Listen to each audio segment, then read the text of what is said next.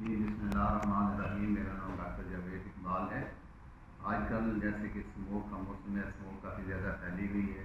Smoke basically दो चीज़ों का मरकब है, एक तो फॉग यानी धुंध और दूसरा एटमॉस्फेरिक पोल्यूशन जो नीचे से ऊपर की तरफ उठती है। जब दोनों चीज़ें फॉग और एटमॉस्फेरिक पोल्यूशन आपस में मिलती हैं तो इसकी वजह से स्मोक बनती है।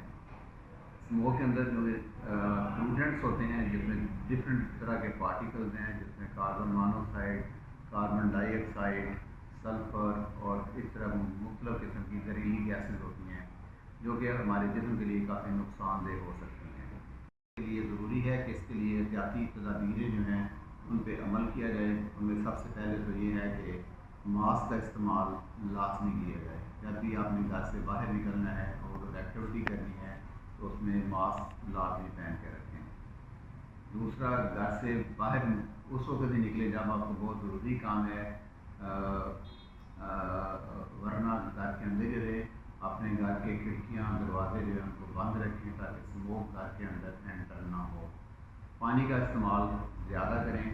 मोटरसाइकिल वाले उनके लिए लाजमी है कि वो हेलमेट इस्तेमाल करें और मास्क पहनें। जैसे कि स्मोक के अंदर मुख्तलिफ तरह के जहरीली गैसेस और पार्टिकल्स होते हैं, ये हमारे जिस्म को जो एक्सपोज पार्ट हैं उनको अफेक्ट करती हैं, जिसके अंदर आँखें हैं, नाक और गला है और जल्द है।